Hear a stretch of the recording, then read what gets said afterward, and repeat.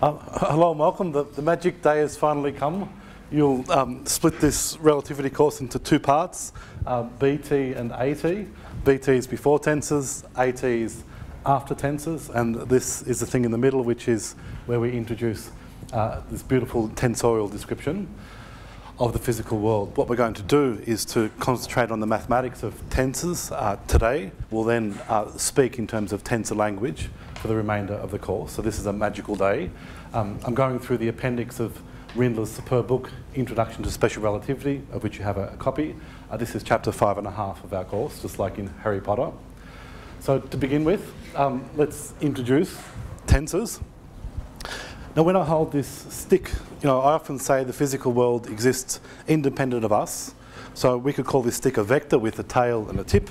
What do we mean by that? What we mean by that is that this is a geometric object which we could choose to describe according to some XYZ coordinate system or a different XYZ coordinate system. It's still the same stick existing independently of the coordinate system. In fact, it's still a stick even with no coordinate system.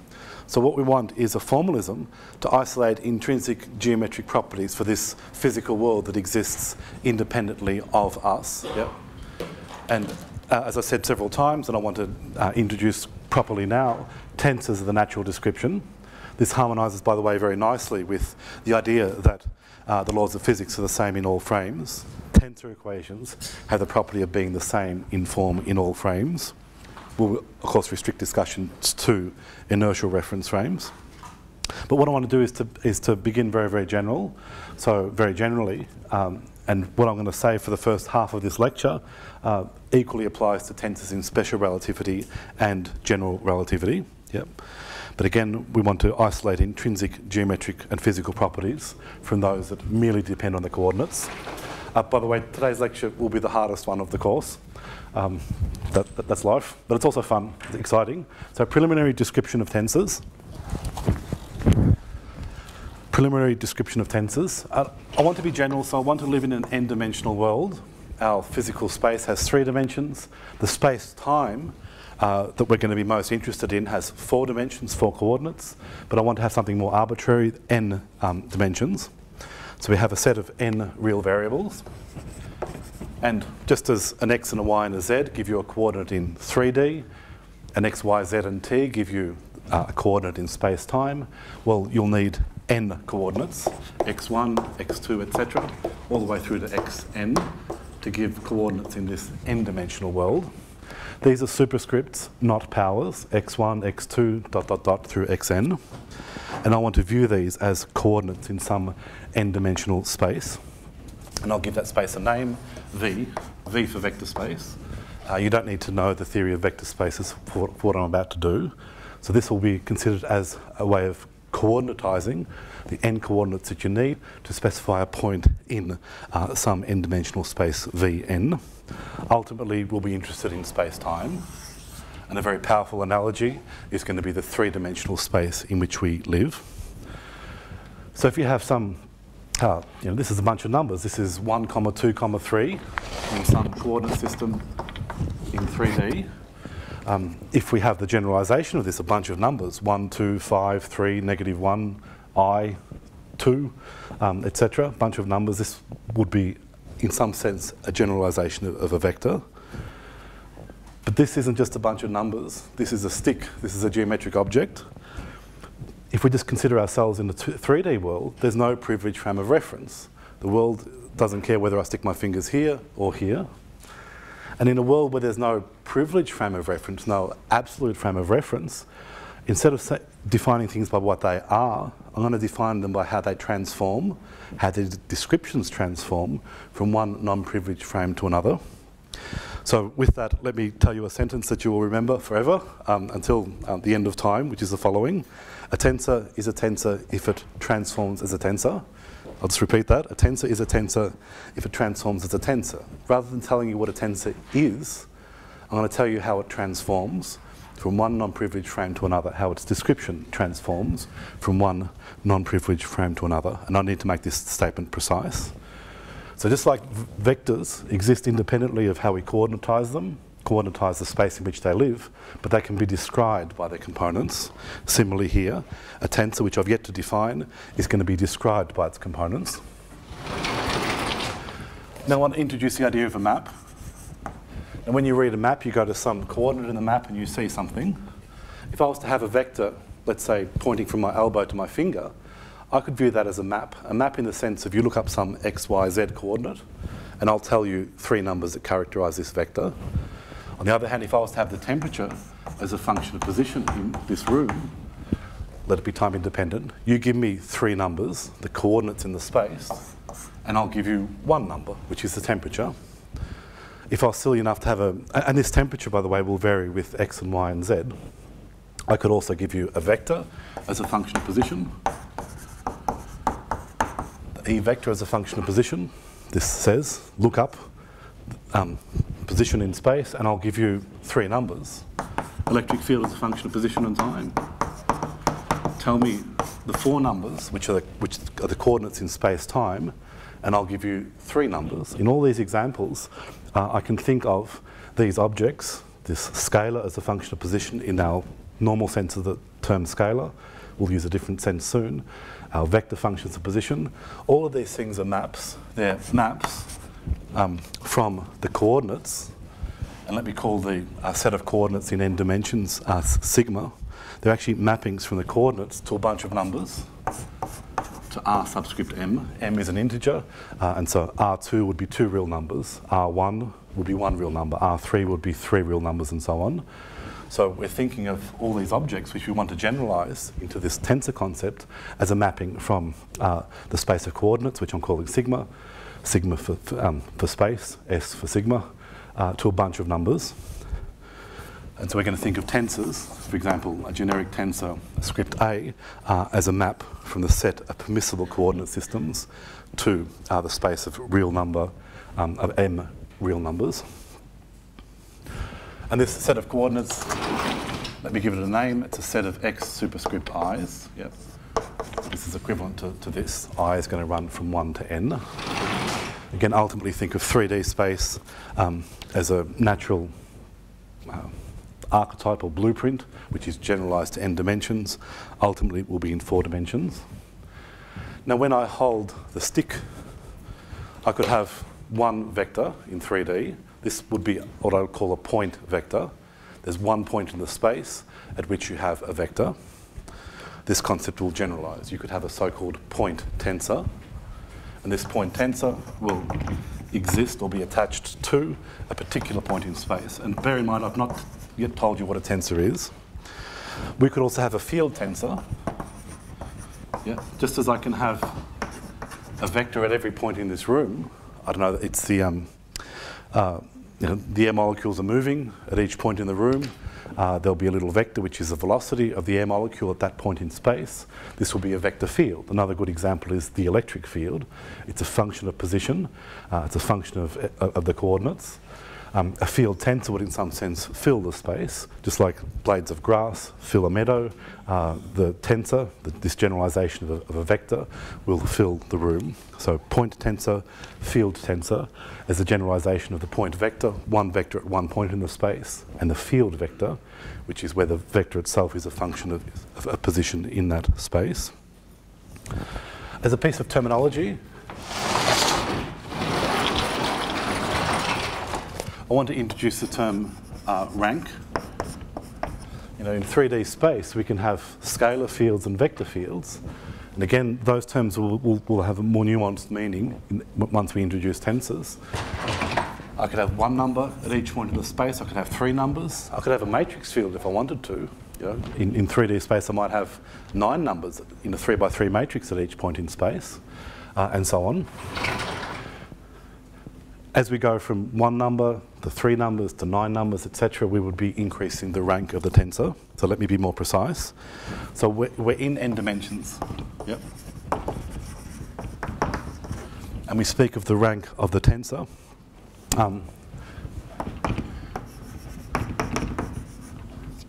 We denote it by the integer little r. So if the tensor has a rank of little r, that's the same as saying that it has n to the power of r components. Yeah. just to repeat, if the tensor has rank r, it'll have n to the r components. So for example, if it's rank 0, it'll have n to the 0, which is one component. This is a generalization of the scalar. In fact, we call this a scalar.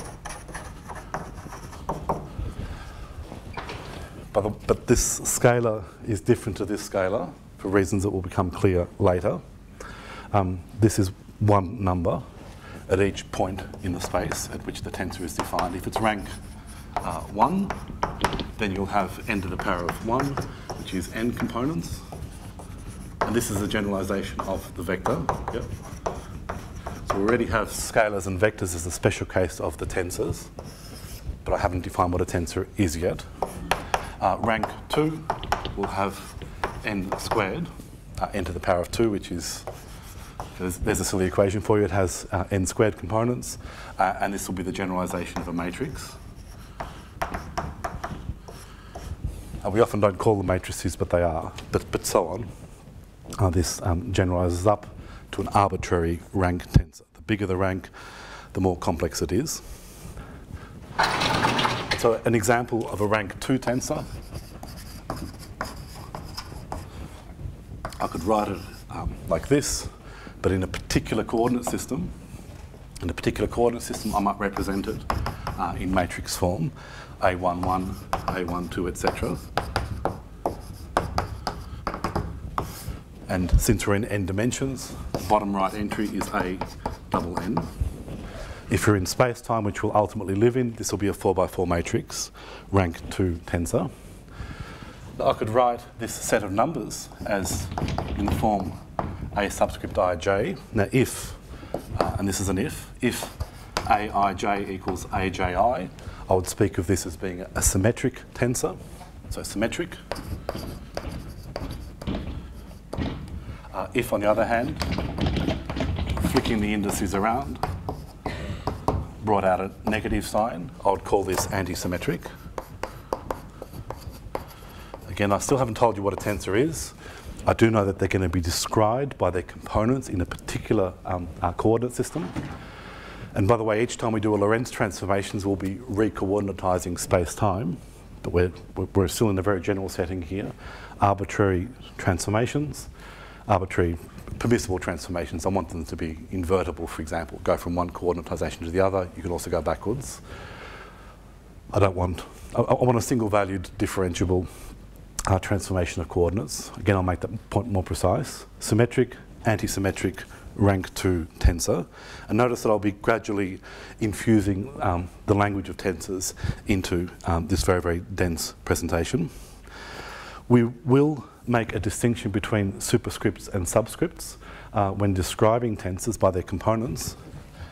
If this, for example, is a rank 2 tensor, I might describe it by its components Aij in some coordinate system. But I could also describe it, and we'll learn how to do this, instead of subscripts with superscripts, or even one superscript and one subscript. The position of the indices, whether they're superscripts or subscripts, will be significant.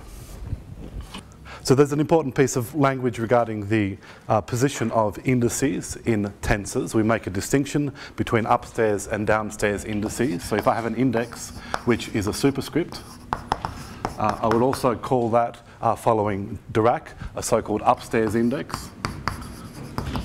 So an upstairs index is the same as a superscript. We also call this, and I'll explain the meaning of this soon, a contravariant index. So contravariant index. And these terms are used interchangeably. I'll be using all of them, and they're synonymous. A superscript is an upstairs index, which is a contravariant index. Conversely, we could have a subscript on a tensor, and that subscript could also be called, again following Dirac, a downstairs index, downstairs. And that downstairs index would be called a covariant index. Again, the meaning of the terms contravariant and covariant will become clearer later once we talk about tensors. I now want to move on to the summation convention, also called the Einstein summation convention.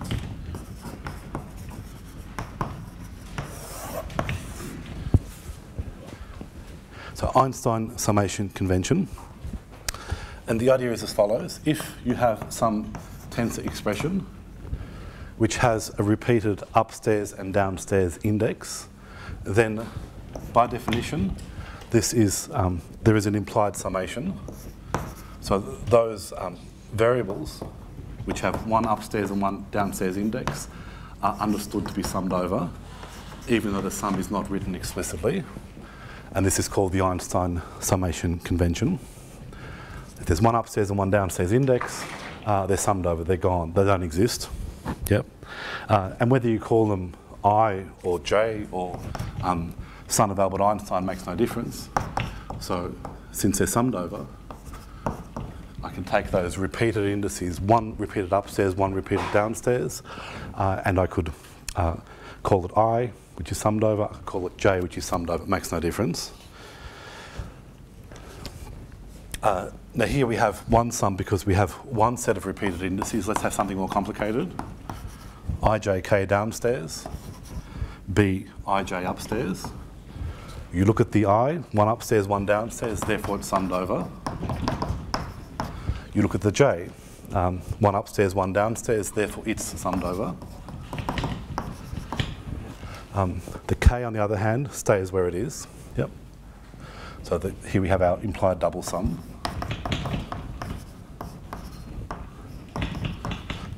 And this is, by definition, true as a point of notation. So when you look at an expression like this, you would call I and J dummy indices because they're summed over, that they in a sense don't exist, just like a variable of integration which is integrated over. I would speak of them as dummy indices. Terrible terminology, but there you go. K, on the other hand, is a free index.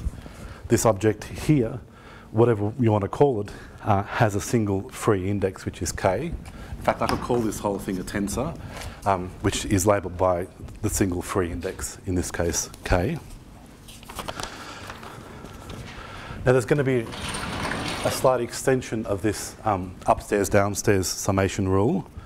We're going to naturally have quantities such as, let's take ui and differentiate it with respect to, let's say, x superscript I. The convention here is that an upstairs index in the denominator is downstairs, and a downstairs index in the denominator is upstairs. Just to repeat, if there's an upstairs index in a denominator, think of it as being downstairs. And so here we have a repeated upstairs and a repeated downstairs index. There's an implied summation here. Yep. Similarly, and I won't write down the expression, if you would have a downstairs index in a denominator, that's equivalently upstairs. You might ask the question, what happens if you have two repeated indices upstairs or two repeated indices downstairs? What do you do then? The equation's wrong, right? So if you have repeated indices both upstairs or both downstairs, your tensor equation is wrong. There is no summation, you have an incorrect equation.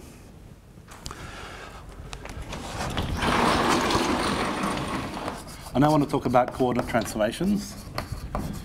Again, we have these geometric objects, these tensors which I've yet to define, living in this n-dimensional space, which I could coordinatize in different ways. Yep. And so I could have a bunch of coordinates x1, x2, x3, all the way up to xn. This will be one way of coordinatizing the space. Or I could coordinatize it a different way, x1 prime, x2 prime, etc. As a point of sloppiness, sometimes I'll prime the indices and sometimes I'll prime the variables, and they'll mean the same thing. x1 prime is the same as x prime 1. And this will be like our frames s and s prime, but we're now in this n-dimensional setting. Coordinates in one frame, s, in a different frame, let's say s prime, or here we're calling them sigma and sigma prime. The new coordinates, the x primes, will be a function of the old in general. This is a recoordinatization. So, for example, x1 prime will be a function of, and this is in general going to be some curvilinear coordinate system. It'll be a function of all. The new coordinate will be a function of all the old ones. And I could write down x2 prime equals x2 prime of the same stuff. Similarly, I could write each, what I call the new and old coordinate systems is immaterial. I could speak of the new coordinates, let's say x1, as a function of the old ones. So the new here the new coordinate is a function of the old. Here, the old coordinate, x1, unfortunately my primes and ones look similar. The old coordinate, in this case x1, is a function of the new coordinates, x1 prime, x2 prime, etc.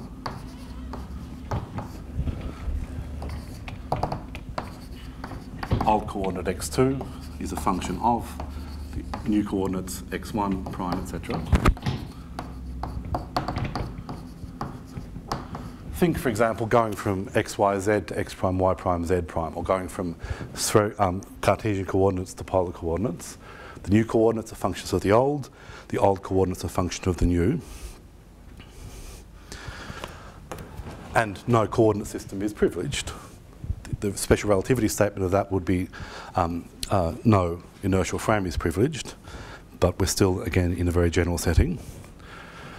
Now, since the new coordinates are functions of the old and the old coordinates are functions of the new, we could ask the question, if I was, for example, to have the new coordinates, here's one particular new coordinate, xi prime, and I could ask the question, what is the derivative of that particular new coordinate with respect to one of the old coordinates, let's say dx superscript I.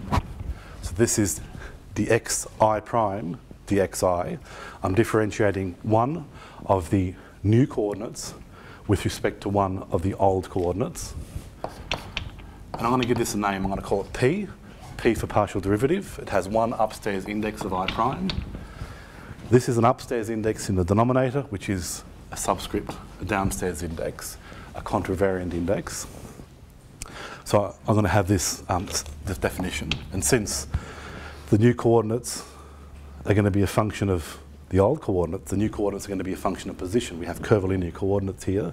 This will in general be a function of position, or more precisely, the coordinate, the point you are in your particular n-dimensional space. So here we're differentiating what I'm calling the new coordinates with respect to the old. I could also choose to differentiate the old coordinates with respect to the new. And I'll get another P. P for partial derivative. I have an I upstairs. I have an I prime, which is upstairs but in the denominator. So I'll put it downstairs. Notice here we have two different objects. Derivative of the new coordinates with respect to the old, and the derivative of the old coordinates with respect to the new. Now, there's some identities I could write down owing to the chain rule for partial differentiation, and understanding these would be a useful exercise. So one example is P I prime. I'm summing over the I primes because they're repeated. I'm summing over the i's because they are repeated. In fact, I just changed my mind. I'm not going to sum over the i's. So this is summed over, it's gone. I have one free upstairs index, which is an I. I have one free downstairs index, which is a j. This is actually the Kronecker delta. The Kronecker delta in I and j. Kronecker delta is 0 if I doesn't equal j. It's 0 if I does not equal j, and is 1 if I equals j. Now, I claim that this is nothing more than the chain rule of differentiation written in this very, very compact tensor notation. I'm actually going to invert the order in which sections 5 and 6 are done, because I think it's more natural from my perspective at least. So I want to do section A6 first. What I want to do here, as I was implying earlier, in very vague terms, the vector is in some sense an archetype or a blueprint, the generalization of which is a tensor. So just to repeat, the vector, this stick, is in some sense an archetype or blueprint which we want to generalize to get a tensor. Now that statement's a bit vague. In fact, it's totally vague, but I need to make this more precise. By the way, we're going to learn, you were told in vector analysis that if you were to take some set of level surfaces, let's say you're in 3 dimensions, you have some function of x, y, and z, and these are the level surfaces, f equals 1, f equals 2, f equals 3. You were told that the gradient of f is a vector. That's wrong. The gradient of f is not a vector. So the very concept of a vector, we're actually going to uncover some lies that you were told. The gradient of f is not a vector because it doesn't transform as a vector. A tensor is a tensor if it transforms as a tensor. A vector is a special case of a tensor. Anything that transforms like a vector is a vector. This does not transform like a vector, therefore it's not a vector. So this will be a slightly surprising result. This set of parallel surfaces is geometrically different to a vector. So this is called, by the way, a one form in the modern language of modern differential geometry. It's a different object to a vector. It's a set of parallel planes. Anyway, we want to have some blueprints. I want to view this vector to begin with as a blueprint for a vector. How do I generalize this bunch of 3 numbers that describes this vector in some coordinate system? How do I generalize that concept to our bunch of n numbers in our n-dimensional space? Good question. And that's, by the way, in our previous discussions why I talked so much about the question. I challenged the question, what is a vector? Sounds like a dumb question, but if you look into it deep enough, you'll discover tensors, as we'll do now. Now, remember that we have a curvilinear coordinate system here, right? So in general, the surfaces of constant x1 are going to be some sort of high-dimensional curved surfaces. The surface of constant x2 will be some set of level surfaces, and similarly for x3, x4, x5. So we have a curvilinear coordinate system here. A good example of a curvilinear coordinate system would be the surface of a sphere. If we're in flat spaces, and I've yet to define what I mean by flat space, here, let me use the term curvilinear coordinate system. If I have a curvilinear coordinate system, forget flat space, and I have 2 points, what do I mean by a vector? I don't know. In Cartesian coordinate system, I know what I mean by a vector. It is a straight line that connects this point to this point. But here I have a curved 2D surface. I don't want to have this vector a vector that punches through. This is a 2D surface. The whole world is 2D. I don't want a straight line in this sense of the straight line connecting the 2 points. I don't want to have a curved line because I don't want a bent vector. That does my head in. I want things to look locally linear. So what I'm going to do in this setting where we have arbitrary curvilinear coordinate systems, which soon I'll talk of as curved space. Again, that'll be made more precise soon. I want to just consider infinitesimal vectors. So I zoom in enough. And if I zoom right in, suppose that I've drawn only every 10th level surface. You zoom in enough. Sure, I've just drawn this here, but I've drawn every 10th level surface. So if I put in those extra level surfaces, I zoom in enough until it looks locally like a series of linear level surfaces. It looks locally flat. Yep. So I want to consider, this is all, by the way, a motivation. I want to consider infinitesimal vectors. I don't know how to join dots that are non-infinitesimal distances apart. It makes no difference for flat blackboards or flat 3D space, but this is, we're entering here upon curved, the geometry of curved spaces. So I need to be careful. So what I want to do, what I want to consider as the blueprint is going to be an infinitesimal vector. It's going to be an infinitesimal displacement between 2 points in this n-dimensional space. I'm going to call this dx superscript I. In the unprimed frame, the same geometric object will be described by this vector. And it's a vector, right? It's a bunch of numbers, dx1 prime, dx2 prime, dx3 prime, all the way up to dxn prime. This is an infinitesimal vector. It's a very, very short stick. And I ask the question, how does this transform from one frame to another? Well, you can just do the chain rule of differentiation. And when you do that, dx equals dx prime plus dx dy prime plus dz dz prime, etc. This is nothing more than the chain rule, but written in our compact notation, the chain rule, which transforms these differentials. This is not one differential, it's a vector. It's dx1 prime, dx2 prime, all the way up through to dxn prime. This is an infinitesimal vector, which is our blueprint. Something, if it quacks like a duck, it is a duck, as Chapel Balash would say. If it transforms like a vector, it is a vector. We're defining things by how they transform. A vector is a vector. If it transforms as a vector, a tensor is a tensor. If it transforms as a tensor, how do vectors transform? They transform like this. This I index is repeated, so this is dx. I mean, you can do it. There's an implied summation convention here. We're summing over the i's. This is nothing more and nothing less than the chain rule.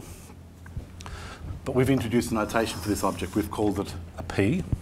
Yep. So let me write it in our more compact notation. This is how a vector transforms. This is the partial derivative of the new coordinates with respect to the old. Have an I prime upstairs and an I downstairs. So this is how a vector transforms from frame to frame. This is our infinitesimal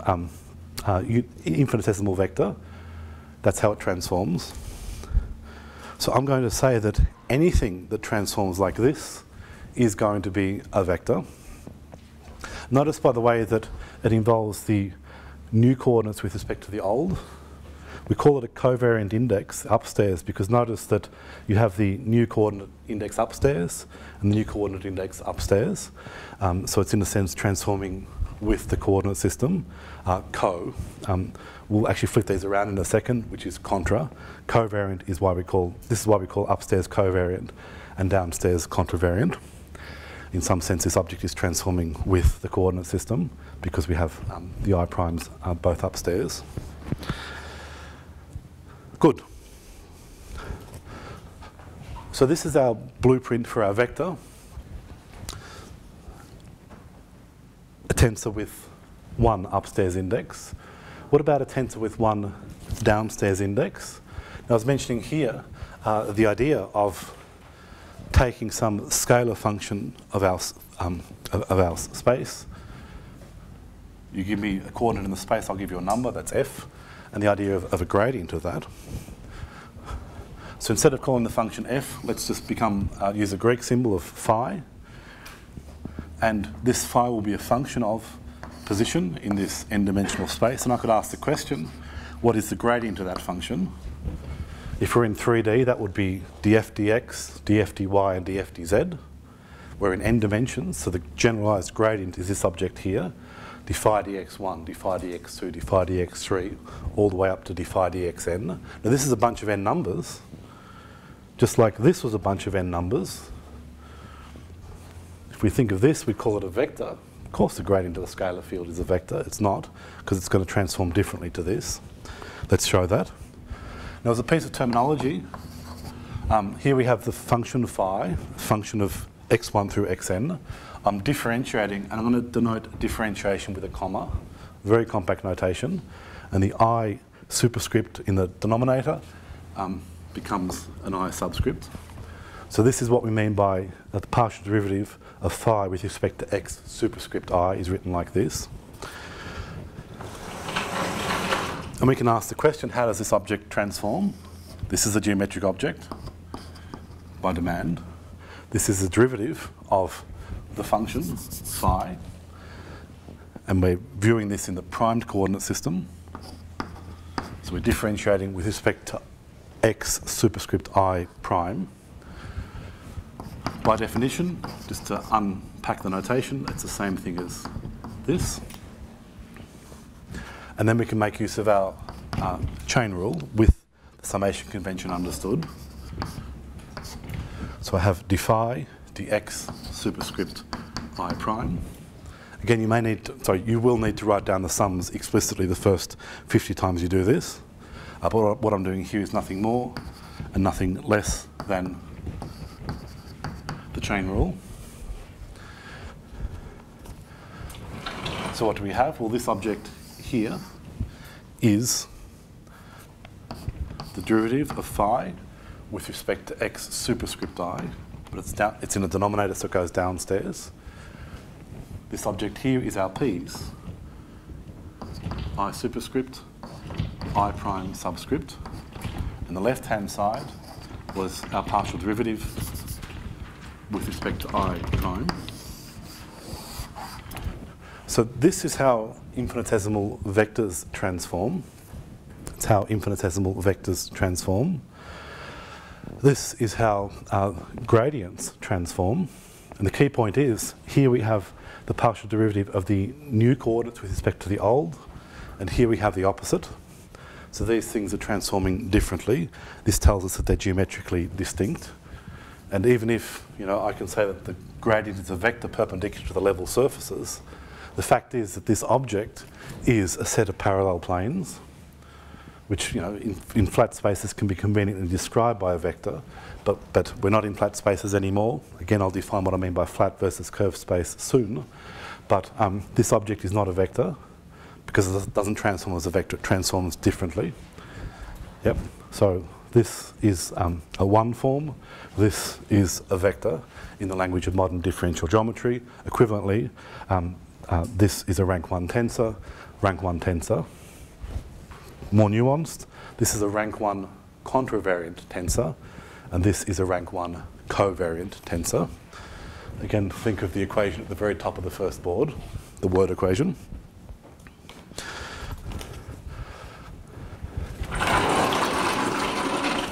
Now, so much for this example of tensors, section A6. As mathematicians do, we want to generalize this idea of our blueprint, rank 1 tensors, upstairs and downstairs. We want to generalize this in section A5. Now, this is called an informal definition of tensors. Since this definition of tensors was good enough for Einstein, it's good enough for us. Yep. One can use a more modern and sophisticated terminology due to modern theory of differential geometry. I won't be doing that, beautiful and interesting though it is. For those of you who go on to study modern differential geometry, or who are doing so, you can compare this more elegant formalism with what we do. So I want to have a definition of tensors now in section A5. Again, a tensor is a tensor if it transforms as a tensor. So let's take this as a blueprint for a rank 1 tensor. So a rank 1 tensor is a rank 1 tensor if it transforms as a rank 1 tensor. And by definition, a rank 1 tensor, something with one upstairs index, will transform like this. Yep. By definition, we're generalizing the concept of a vector.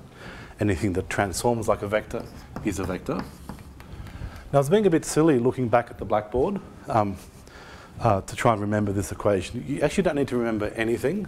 Why? Well, I want to write down a transformation law. Here's one free upstairs index in the primed frame. Here's one free upstairs index in the unprimed frame. I need to get rid of that I. How do I get rid of it? With a summation. I now ceased to exist, it's summed over, it's gone. I need one free I prime upstairs, there it is. So this is how vectors transform. Any bunch of n numbers, A1, A2, A3, all the way up to AN, or A1 prime, A2 prime, all the way up to AN prime. If it transforms like this, then it is a vector. It's a geometric object that exists independently of how the space is coordinatized. If it doesn't transform like this, it's just a bunch of numbers.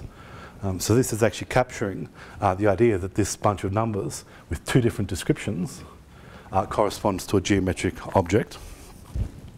So this is going to be the blueprint that we need to generalize for how an arbitrary contravariant tensor transforms. This is a rank 1 contravariant tensor. It has n components, one index. Let me write down some more complicated object. Here's one index. Here's two indices. Here's the number of indices. Yep. This is going to be a tensor of a particular rank. Yep. A particular rank R. Yep. So there's going to be R variables here. I'm just going to generalize this. In the new coordinate system, everything's primed. In the old coordinate system, nothing's primed. This is a bunch of indices. And just like before, I need to get rid of this I. I'll do it with one of the P's and turn it into an I prime. I need to get rid of this J by summing over it and replacing it with a J prime. And each time I do this, there's a summation involved. Dot, dot, dot. Get rid of the N prime superscript with an N prime subscript and replace it with, sorry. I need to get rid of the J's. I've done so, replaced it with a J prime. I need to get rid of this N, got rid of it with a sum, replaced it with an N prime. So this will be how an arbitrary rank contravariant tensor transforms. And this is a direct generalization of the concept of a vector. A contravariant tensor is a contravariant tensor if it transforms like this.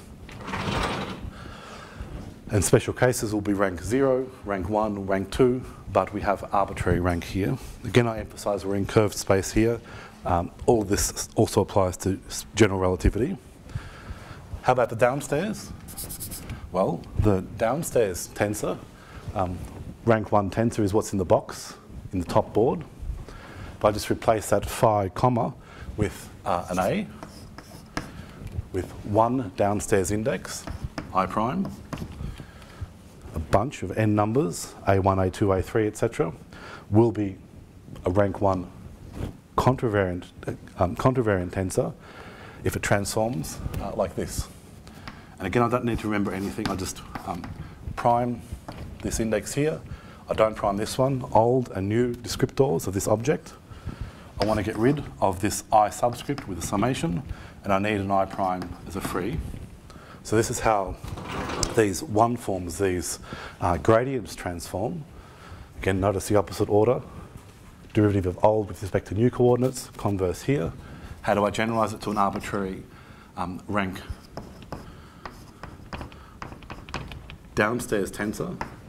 Well, just write them out. Bunch of indices, all downstairs, all primed.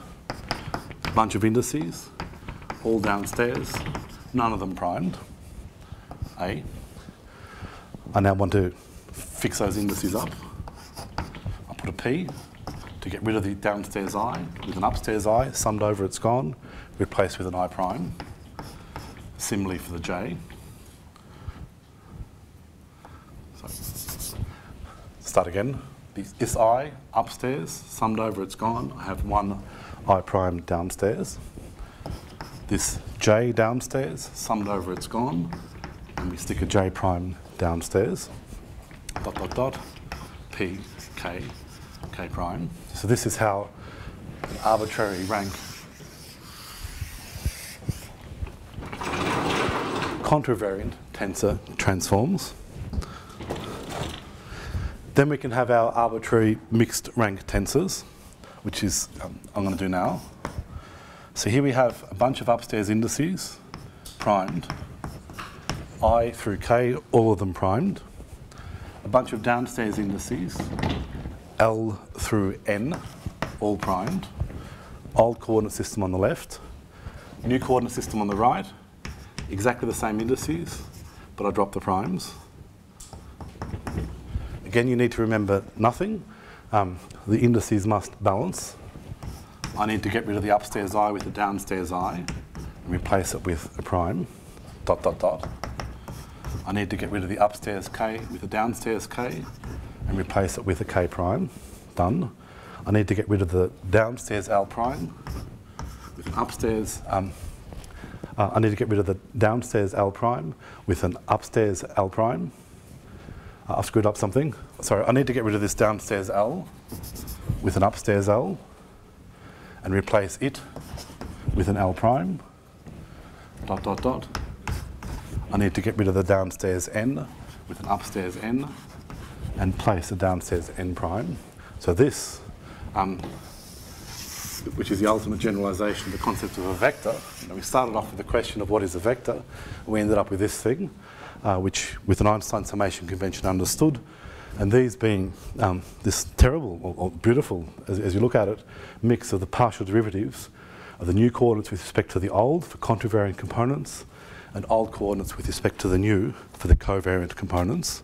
And this is going to be the definition of a tensor with which we work. This is an arbitrary rank mixed tensor. When we use the term mixed, we mean that it has both contravariant upstairs and covariant components.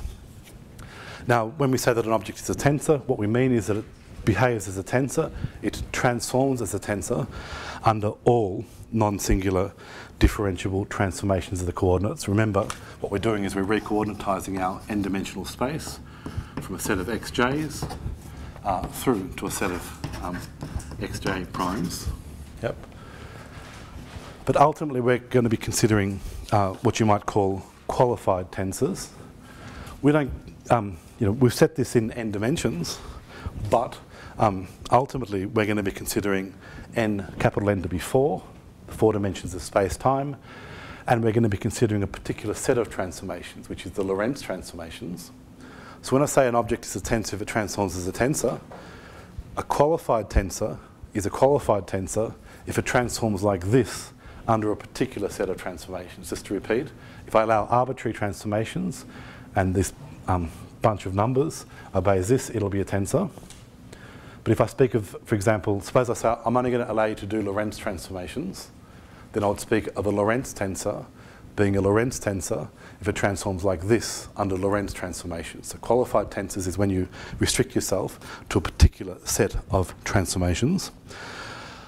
So strictly speaking, we'll be interested in Lorentz tensors, which transform as tensors under Lorentz transformations.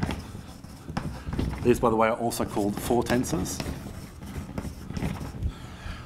But I'll often just be loose and speak of tensors. Yep. When I say tensors in special relativity, I really should be saying Lorentz tensors in special relativity. So this idea of a qualified tensor in the sense of transforming as a tensor under any under a qualified tensor is a qualified tensor if it transforms like this under any particular member of a certain set of transformations. So much for the qualified tensor. Let's go back to this thing. If I write down the special case of this bloody formula for a rank 0 tensor, there are no p's, right? If it's rank 0, there's no p's. If it's rank 0, then A equals A prime. This is what we mean by a scalar. But it's not just a number. It's a number that is the same in every coordinate system. So when we say scalar, in this sense of the term, we mean something that transforms as a scalar. In other words, something that doesn't transform at all. So the speed of light is a scalar. The Lorentz squared interval, delta S squared, is a scalar. But temperature is not a scalar because it doesn't transform like this. Length is not a scalar because it's not invariant, right? So scalars are tensors, are numbers that transform as tensors that actually don't transform at all. Yep. So this is a nuanced and restrictive use of the term scalar in the context of tensor analysis. So we also call scalars invariants. Now the main theorem of tensor analysis, which is trivial to prove, and I'll actually let you prove this, that any, basically any equation that can be written in tensor form will have the property of having the same form in all reference frames. And I invite you to prove this. If it takes any more than 2 lines, you haven't proved it. Yep. So you can prove that if a tensor equation has a particular form in a particular coordinate system, it will have the same form in every coordinate system. This is the natural language in which, for example, to do special relativity. Now, more precisely, if you have 2 tensors of the same valence, and what we mean by that is the same number of upstairs and downstairs indices, and if they have equal components in any one coordinate system, they'll have equal components in all coordinate systems. Again, this is implying that tensor equations have this property of isolating intrinsic geometric properties from those that merely depend on the coordinate system. I'll stop there. Thank you. So just one really quick question. With the summation convention, if you were to flip the A and B around, does that give you a negative? So with the summation convention, Yeah, if you flip the way that you're multiplying the A and the B around. So yes. So the question is, with the summation convention, if I flick the A and the B around, it makes no difference. It'll make no difference. Same result, absolutely. No, but I mean, having the upstairs item first and the downstairs. Yeah, so if the upstairs was first, it actually makes no difference. That's the exact same result. Yep. Cool. Thank you. See you next time.